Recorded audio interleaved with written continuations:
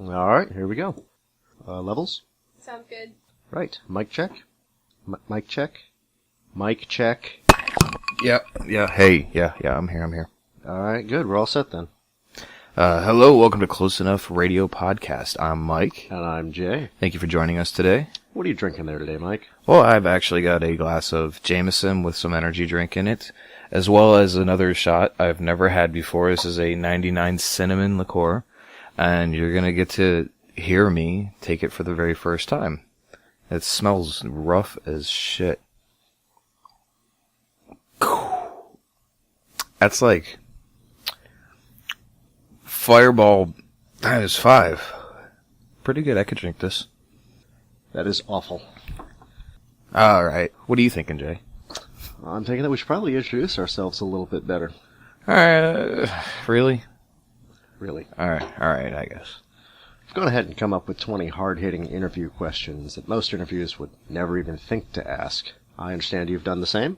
I have, actually. Why don't you go ahead and tell us a little bit more about yourself? About myself? Well, let's see. I'm originally from Southwest Florida. Been in Orlando about 10 years now, and mostly into punk rock, rockabilly. I do play bass. I'm a chef, and I enjoy my liquor. Well, let's go ahead and ask you those questions then. Number 1, how are you doing? Más o menos. What is your favorite root vegetable? Favorite root vegetable? I guess I'll go with parsnip. Do you sing in the shower? All Andes end in Y. If you could go back in time and prevent any movie from being made, which one would it be? Ooh. Killjoy. What is the most offensive non-curse word you know? Cunt. What is your favorite thing to do during a hurricane? Get fucked up and attempt to figure out where I'm at when I wake up. No, during a hurricane is the question. Exactly. Right. Is your chest hair symmetrical? Not at all. What is my favorite color? Clear. Complete this sentence. Most people are... Fuckwads. If you had to sacrifice everyone in a state to save the world, which state would you burn? Nebraska. What is your least favorite form of transportation? Walking. In your own words, what is the proper way to eat corn? From left to right. What is your favorite tattoo? That I have would probably have to be my cat with the coffins. Okay. Which letter of the alphabet is most worthless to you? Q. Count to 14 in Roman numerals. Okay. I, V, I, X, I skipped one. XI, IV. XIVV. Close enough. If you could deprive any superhero of their superpower, what would it be? Oh, Spider-Man's Spidey sense. If you could banish one instrument from Earth, what would it be? The oboe. What nickname aggravates you the most? Pimp Spike. Describe yourself in 5 words, one of which must be ham. Big, lovable, obnoxious ham. Person. There you go. If you had to choose one person to do a podcast with, who would be your first choice? Vincent Price. Fuck you, man. Yeah, well, you knew I was going to say that anyways. Alright, so my turn. Jay, go ahead and tell me a little bit about yourself. Well, I'm Jay, a Connecticut Yankee born and raised. I moved to Central Florida around the turn of the century, and sort of become home to me now. I'm 3 foot, 35 inches tall, and I enjoy racing, writing, and generally complaining about things. Alright, you ready for your questions? I am. If you're on an island and can only bring 3 things with you, what would you bring? A raft, an attractive woman, and something to sink the raft with.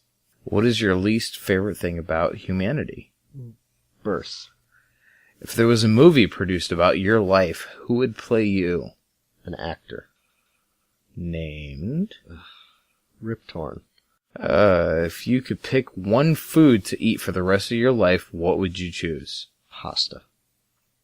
If you could have dinner with anyone from history, who would it be? Carl Sagan. Can blind people see in their dreams? I don't see why not.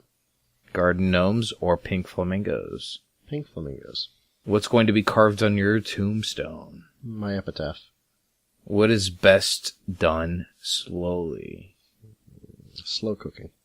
Best thing you've ever put in your mouth? Chocolate-covered bacon. Worst thing you've ever put in your mouth? Ooh. Gas station sushi. Whew. That's fucking rough, man. I know, I was there. Alright, favorite movie? 13th Warrior.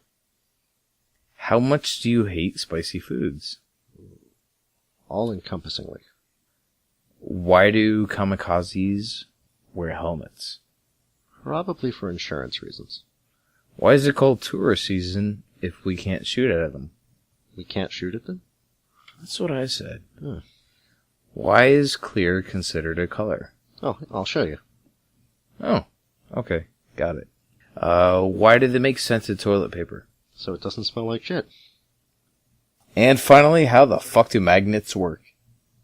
And finally, yeah. that's 19. 19. Right. Game is 20 questions.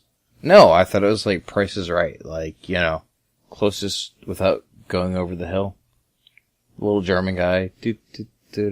Ah! You're an idiot. No, I win, because I didn't go over. Give me your drink. Well, there you go. There's a little bit about us and our personal lives and some fantastic questions we came up with. I just wanted to go ahead and bring to your attention that the Close Enough podcast is brought to you this week by A Clockwork Garage, practical recycled automotive arts. Visit www.aclockworkgarage.com. Really? A commercial? Yeah, a commercial. Ugh. Dude, how else do you think I'm going to pay for these drinks? Fine. Alright, moving on. Not necessarily every week, but most of the weeks we're going to be discussing movies. This particular week I decided to make Jay watch Cabin in the Woods, being the fact that it's October, going for the horror theme, Halloween, all that. He knows that I hate horror movies. And I love horror movies. Well, this particular movie is one that I actually thoroughly enjoyed. It's kind of a throwback, in my opinion, of a lot of classic genres, monster horror, kind of a compilation of. Teenagers go to a cabin, get into trouble, can't get out, everything starts haunting them. Of course, there's hidden insights throughout the whole movie. But if you would like us to go ahead and watch a movie that you are interested in, something you haven't seen, something's on Netflix, you can email us at closeenoughradio@gmail.com, or go ahead and just leave a comment or suggestion on our Facebook page, which is, Jay? www.facebook.com/closeenoughradio. And we will go ahead and give it a shot for our next cast. But I'm going to go ahead and hand the wheel over to Jay, since he's the one that really didn't want to watch this movie to begin with. All right, I sat down, I did watch the movie, I did go in with an open mind, and pretty much immediately noticed that the characters were two-dimensional. Entirely two-dimensional. It was a whole bunch of feeding movie cliches to the ancient ones. Again, I'm going with, throwback, homage, whatever you want to say. Oh, yeah, it could be an homage, but, I mean, at what point does it stop being an homage and just start being the product of lazy writing? And it wasn't entirely clear, pretty much until the movie was over. I think it was more lazy writing. Okay, lazy writing, why do you say that? The movie didn't bother to go anywhere. It had no ending. And... No, it had an ending for those of you who've seen it. Yes, they stopped the movie. It did end. You got up, you left, and there were credits, but... So, in other words, you're blaming all didn't. the issues on Joss Whedon. Oh, generally speaking, yeah, the guy who writes the film is kind of responsible for it. But he's the one that made the movie suck? He's the one who made the movie in general. And the movie sucked, so... Logically, yeah, he's the one that made the movie suck. Oh, yeah, the first scene, I gotta say, I did enjoy the first scene. I have, testosterone. We start out with a redhead in her undergarments, and I'm a big fan a really big fan. It's going to be that kind of movie, I think. So, instant husband's bulge. No, it's not that kind of movie at all. 41 minutes later, we get a pair of tits. And not redhead tits either. 41 minutes. Now, on this point, I'm going to agree with Jay here. Any classic horror movie tribute to or not, 41 minutes is a long time to see some good tits or bush or something. I grew up in the age of dial-up, and I got tits faster than that. Continue. I mean, so we start off, we've got our five sort of blended together, 5 walking, talking cliches. And they head off to a cabin in the woods where they meet the cliche, don't go in there, it's haunted, cursed, whatever. And they move on, and they end up in a cabin, and then a monster comes after them. In this case, inbred, flagellant, redneck zombies. Okay. I wanted to point out on the opposite spot here. One of the things that I liked, opposing to your dislike, is the way that they were able to choose their own creature. They even have the spot in the headquarters with the board of all the possible creatures that could have been. Mm-hmm. There are some amazing creatures on that board I would have loved to see. Well, that's my point, though. We have witches. We have sexy witches. I will say that's clever. Deadites. Kevin. Did you see Kevin? Yes, I did. Kevin. So, my point is, though, you've got this board of wonderful choices. Merman. All of these choices, any one of which would be better than redneck, flagellant zombies. Well, they are in the woods. Some of those may not have worked as well. But the way that they got to choose, they each picked up their separate devices down in the basement. No movie's done that, where you had the multiple choices of what was going to come and get you. Well, at the start of every movie, there's multiple choices of what would come get you. You don't get to choose your monster. Oh, yes. Who would choose their own monster? Oh, what do I want to do today? I want to get eaten by a couch. Who would choose that? The couch that ate people. I think we should write that movie. It's probably been done. Good point. All right, well, then I did want to ask you, unless you got more to say. Plenty more to say, but what have you got? I just wanted to ask you, first thing, what did you feel about the supposed most hot chick making out with the wolf? Or the moose? The moose, yes. Well, I thought it was a little gratuitous, a little bit unnecessary, and unfortunately far too short for me to do anything with. Well, I mean, that was obviously attributed to trying to prove that they could control them to do some stupid shit. That's how I felt.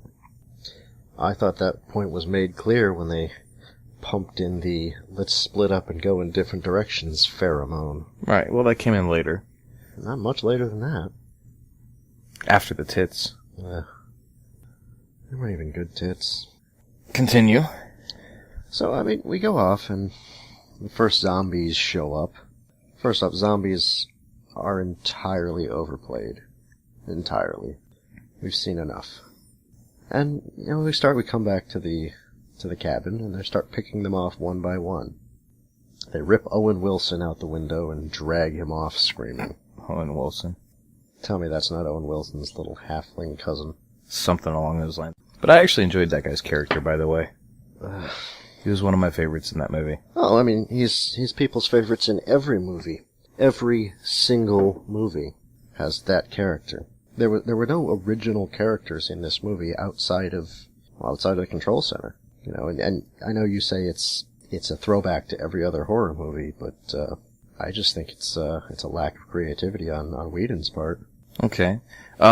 Let's jump ahead real quick, if you don't mind. Sure. Going through the elevators, all the different creatures you saw, that did not bring at least somewhat light to the end of the tunnel, even though I'm not saying you were at the end of the tunnel. But to me, that was one of the best parts of the whole movie. You're going through, they're on the elevator, you see all these creatures. That was just amazing to me. I mean, Doug Bradley's special cousin over there, coming out Gearhead. Probably my favorite monster of the bunch. But he was pretty wicked.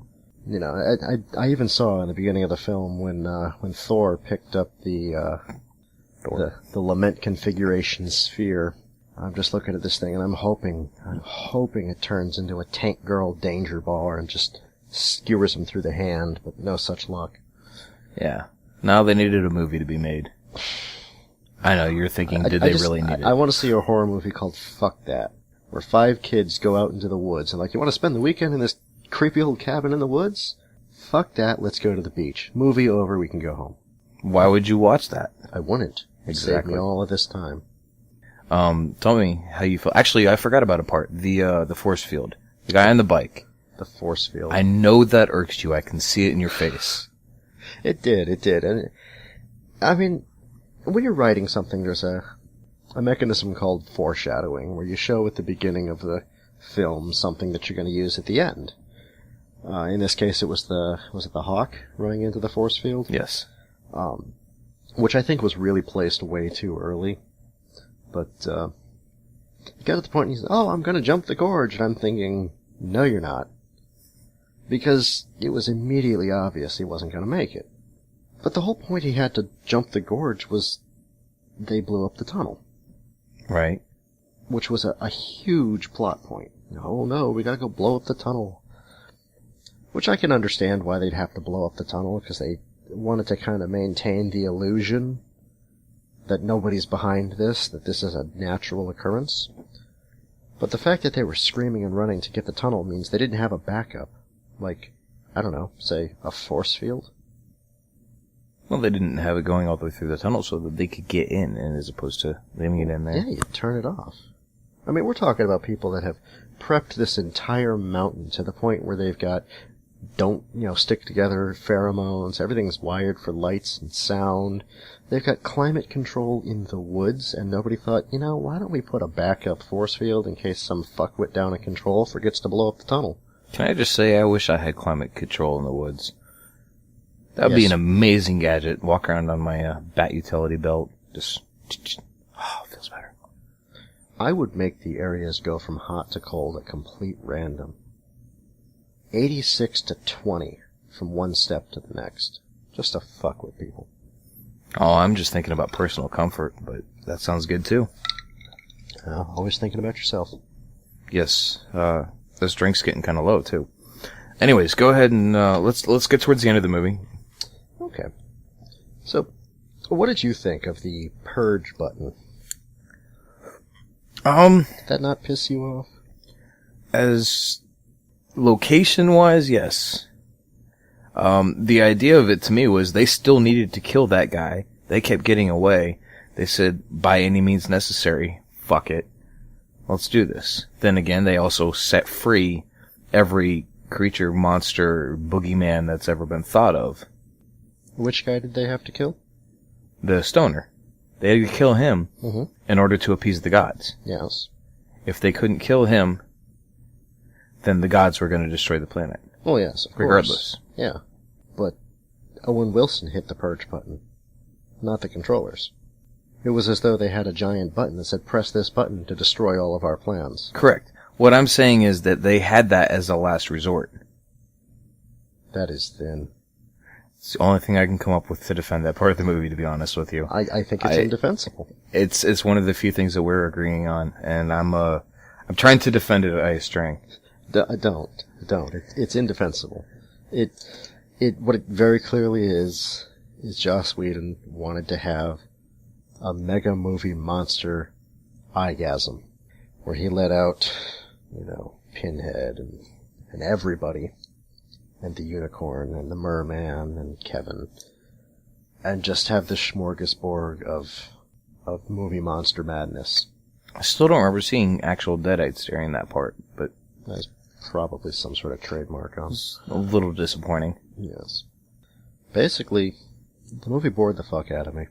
Okay. It battered me around the head with tired movie tropes, and made me sit there for the better part of 2 hours. More than once, I've heard. More than once, yes. I did watch it twice. Alright, well there you have it, folks. This is our movie review from Jay and Mike about Cabin in the Woods. Personally, I enjoyed the movie, which is why I picked it. I thought, as far as modern horror movies go, most of them fucking suck, and this was one that I actually enjoyed. I enjoyed the monsters. I enjoyed being able to see the collective shithole of monsters that just came out of the elevator, as loosely as it was put. Join us next week, I believe. We're going to be doing The Fourth Kind, is what Jay has picked. I picked The Fourth Kind because, well, it's not every modern horror movie. I don't know that it's really a horror movie. It's a suspense, a suspense thriller, you could still throw sort of into that. Well, we're just going to try and stick with the scary movies for the Halloween. If you do have any suggestions at all, go ahead and send them in to us on our Facebook page. We will draw movies randomly out of a hat or a bucket or a small trash can, and we'll give them a review. Alright, we're going to move on to a segment that I am calling Which One Was Florida? Because I can't think of a better title. Basically, I'm going to read you 3 news questions from this past week-ish, and you've just got to tell me which one of these stories occurred in Florida. Alrighty then. You think you can do that? Not at all. Good. Okay, first story. Woman turns herself in to get unflattering photo off police Facebook page. Monica Hargrove, 34-year-old, was arrested of suspicion of robbing her friend after giving her a ride to the pharmacy. Police put her photo up on their Facebook page, and she decided she didn't like the picture. So she called the police and told them that she wanted her picture taken off the page. The detective said, "Sure, we'll take it down. Just come into headquarters and fill out some paperwork." She did, and was promptly arrested. Second story. Mother put baby in trunk to avoid ticket for no car seat. A woman was arrested after authorities found her baby in the trunk of her car during a traffic stop. Initially, they tried to stop Brianna Watkins because of a broken headlight, but instead of immediately pulling over, she drove for about a quarter mile. The 19-year-old didn't want a ticket for not having the baby in a car seat, so she told her 14-year-old passenger to slide the baby into the trunk before stopping. The baby was found lying atop a pair of brush-cutting shears, a rusty metal hanger, a plastic CD case, and a rusted tire iron. And our third story. Teacher punishes students with kooshball firing squad. Now on Seriously? Yes, I'd just like to say straight off that I approve of this. Sounds amazing. Teacher punishes students with kooshball firing squad, now on administrative leave. Recent video shows a 15-year-old girl shouting in pain as a high school classroom pelted her with kooshballs under the direction of chemistry teacher Ken Pattison. The student was being punished for chewing gum in class. Pattison kept a wheel of misfortune in her classroom for her students to spin for their punishment. The student was told to spin the wheel, and it landed on Koosh firing squad. Nearly 30 students, and Pattison, a former semi-pro baseball player, took turns hurling koosh balls at her. Pattison is now on administrative leave. All right. So what do you think? Well, first thing I have to say... Koosh ball firing squad, the baby in the trunk, or the idiot on Facebook? All right. Well, first thing I have to say, the idiot on Facebook, that name actually sounds like somebody I knew in high school. Melissa Hargrove, I think you said? Or Miranda? What was Monica Hargrove. Monica Hargrove. I knew a Monica Hargrove in high school. So, being I'm from Florida, that makes me want to say that one. The kooshball just sounds amazing. That sounds like the best teacher I've ever heard. Should not be on administrative leave whatsoever. That's a great way. That is a great way to keep your students in check. And I know nowadays teachers are having all these issues with their kids. It's all over the news every single day, whether it's bullying or whatever the case may be. But that's way too creative for Florida. I just want to step in here and just reiterate. Wheel of misfortune. She has a wheel. We need a wheel of misfortune around here. I'm thinking we do. We should. Some way, shape, or form. Yes, I agree. But to be honest, my guess is going to be women puts the kid in the trunk, only because it is Florida and we are just that fucked up around here. Alright, I actually regret to inform you that, you are correct. Holy shit. It happened in Fort Lauderdale. Fort Lauderdale, Florida. Fort Lauderdale, Florida. Okay, so do we have any more on this story? No, not really. Okay. So basically, this woman was driving, got chased by the cops, put her baby in the trunk. She had her passenger slide the baby into the trunk to avoid a ticket for not having the kid in the car seat. She was then arrested for driving without a license. So she didn't tell the cop the baby was in the trunk. They noticed it as they were locking her up, and they heard it crying from the trunk. She had a 14-year-old in the passenger seat, holding the baby. Yes. Did she not think that that might have been better than worrying about getting caught with a baby in the trunk? Start with the beginning of that sentence again. Florida? No. Did she not think? Okay. That will both of those kind of intertwine No, around she did here. not think. Wow. All right. Kooshball Firing Squad. So are we going to be working on something along these lines for next week? A Kooshball Firing Squad? We can get something rigged up, yeah. All right. I like that. I'll go ahead and I'll assume the position if we're going to go with the Kooshball Firing Squad. We will get that taken care of. All right. To close out this episode, I'd like to show some support for a local band by finishing with the song. This is something that's near and dear to my heart. I have been in many bands as well as promoted for many shows in the area. I figured this would be a good way to get local bands some much needed exposure. If you're in a band, if you know someone in a band, or you know someone who knows someone in a band, please message us through either Facebook or email. We'll give it a listen, and it may be featured in a future segment. This week's feature band is the Wild Tones, a local Orlando rockabilly band that has a great, energetic live show. You may even score some free whiskey if you're lucky. So, without further mouth diarrhea, here is the Wild Tones with Crazy Mean.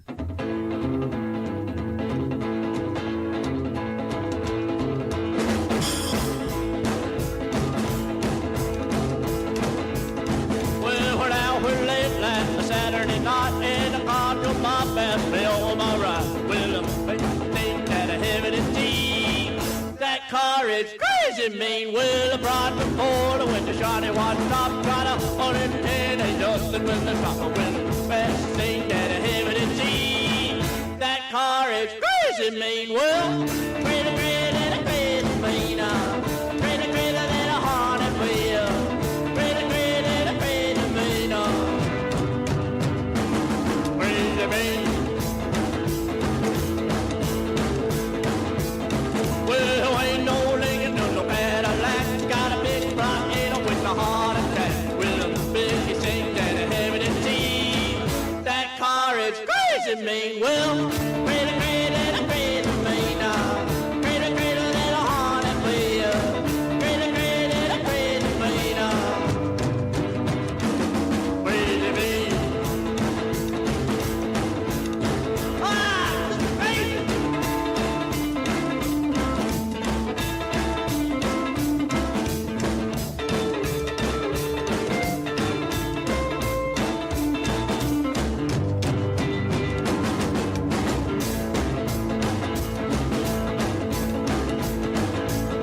Well, automatic clutch with the boy on the floor when you give him the cash to fly out the door.